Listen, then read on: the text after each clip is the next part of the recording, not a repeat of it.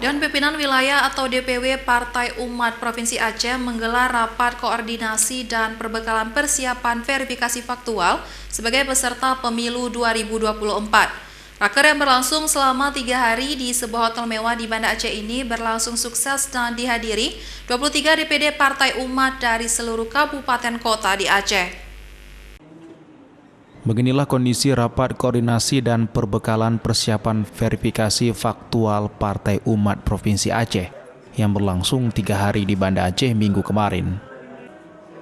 Para Dewan Pimpinan Wilayah, DPW, dan Dewan Pimpinan Daerah Partai Umat dari 23 kabupaten kota di Aceh selama 3 hari berturut-turut melakukan sinkronisasi data agar lolos dalam verifikasi faktual secara serentak 15 Oktober mendatang.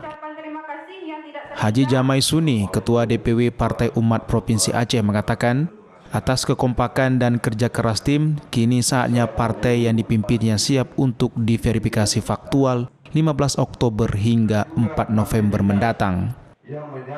Menurut Jamai Suni, dirinya yakin insya Allah Partai Umat lolos dalam verifikasi faktual pekan depan, sekaligus menjadi partai peserta pemilu tahun 2024 mendatang.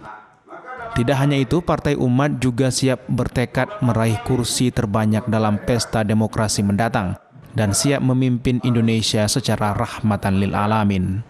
Acara rapat koordinasi pembekalan persiapan verifikasi faktual Partai Umat Provinsi Aceh dalam rangka untuk meloloskan syarat-syarat sebagai peserta pemilu 2024.